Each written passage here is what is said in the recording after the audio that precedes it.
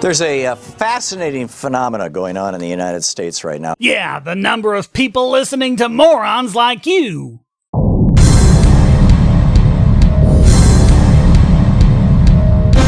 In between, let's say, Denmark, the happiest country in the world, and Gaza, probably the most miserable place in the world. In between those two is us. And they're all arranged based in large part on how economically free they are. More capitalist countries have a higher happiness index on average. By the way, Denmark ranks number 12 on the Index of Economic Freedom. The US is number 18. Something tells me he's pretending it's the other way around. Call it a hunch. And this study just came out from the Blue Cross Blue Shield Association. Between 2013 and 2016, in a 3-year period, major depression cases skyrocketed. The jump is reportedly even more serious among children and young adults, with depression diagnoses rising 47% in millennials, 63% in adolescents. Diagnoses are rising. Haven't we heard this song before? Remember when there was a supposed autism epidemic caused by vaccines and red food coloring and all sorts of crazy things, and it ended up just being a greater rate of diagnosis and the real rate of autism was constant? You'd think people would learn their lesson, but nope, not when there's an agenda to push. This study by the CBS station in Chicago suggests, and they're quoting Dr. Karen Haywood, who says increased use of electronics, video games more commonly in boys, and social media and texting more commonly in girls can lead to increased conflict both within the home and among peers. High users of social media have been linked to higher rates of social isolation than low users. Oh geez, come on, that's been thoroughly debunked. Socially isolated people might turn to video games, but there's never been any information showing they cause the isolation. What these so-called studies do is put their thumb on the scale. They're only looking at socialization with people in the real world who live nearby. They're ignoring the immense socialization these people engage in with people around the world, building in many cases true and lasting friendships. And that includes those socially isolated people who are now engaging socially with people when they wouldn't be able to otherwise. Among this generation, we have massive student debt. Because of your wonderful government following the policies that you support. Because the for-profit college industry and the for-profit banking industry and the politicians they own. No, it's because of leftist policies subsidizing the crap out of it, artificially inflating demand and creating a bubble. If it were a market operation run for profit, these high rates would be an incentive for new competition to come in, increasing supply and getting the price lowered. So once again, the free market side has both facts and economic theory on our side. All Hartman has is bald assertions where it's vague complaints about evil profits. Hey, does Hartman do his radio show for free, or is he a bit of a hypocrite there? Who support or own for-profit charter schools and private schools. Let's make them rich. Yes, I'm sure that's the problem. More choice and more competition. Right. Doesn't explain how private schools and charter schools keep giving better results for less money per pupil. Your wonderful government schools get to cheat and they're still losing. Is it global warming?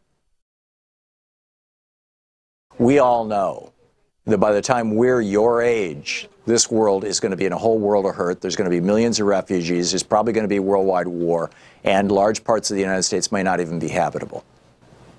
We all know this. Fine. Give me a year, Hartman. Go on record as to when this will happen. Then we'll see who's wrong. Spoiler alert, it'll be you, because no climate scientist is even predicting this. It's just your cult fear-mongering. The fact that the Donald Trump administration and the Republican Party in general are so corrupt, and there's parts of the Democratic Party that are corrupt as well.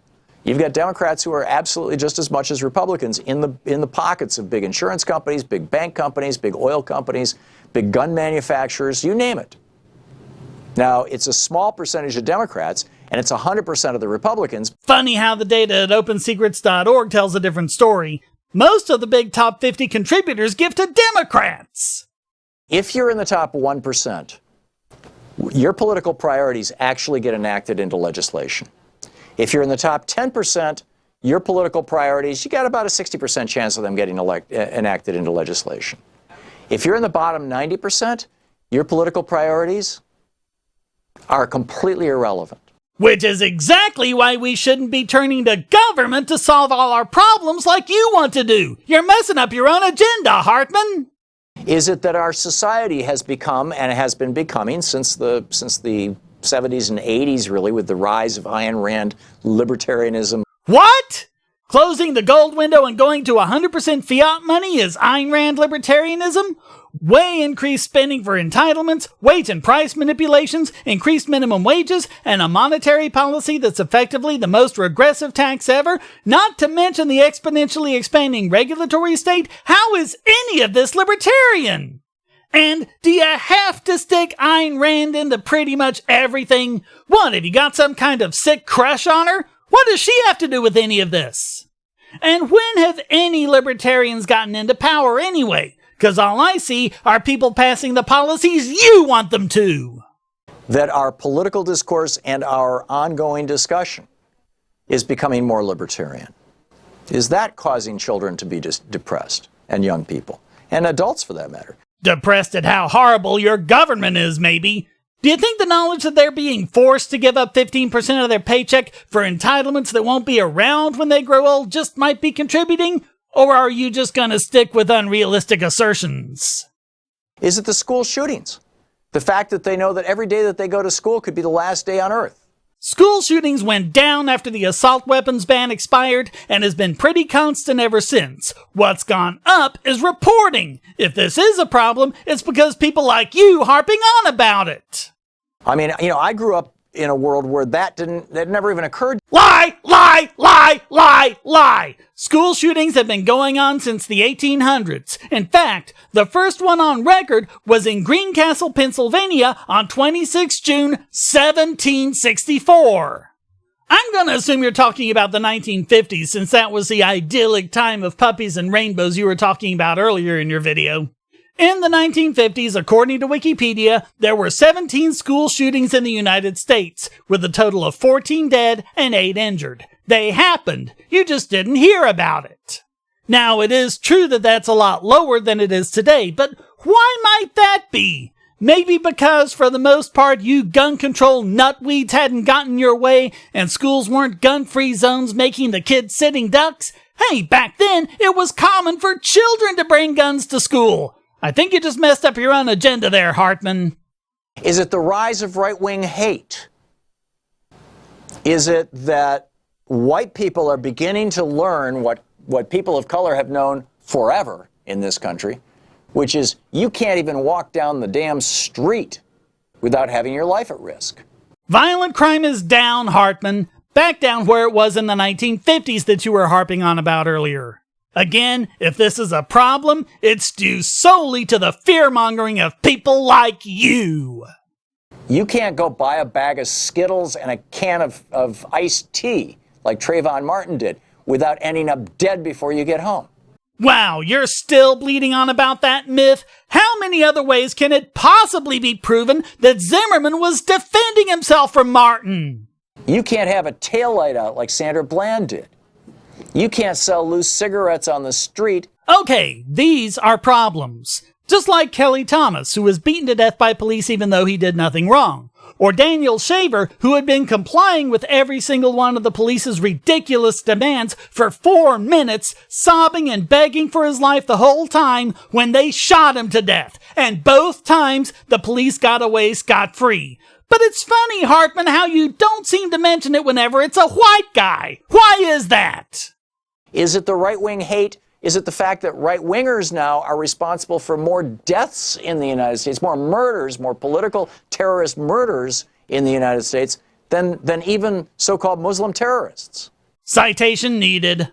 Is it the rise of right-wing hate that's causing this depression? Wow, he's just all over the place with this, isn't he? The depression is caused by everything Thom Hartman hates. We don't have any evidence for that, but he's got a microphone and an uncritical audience, so why not? And by the way, all of these things that I just shared with you, from the student debt to the global warming to the corruption of politics to the more libertarian, less compassion, to school shootings, to the rise of guns, the rise of right-wing hate, all of these things brought to you courtesy of the Republican Party.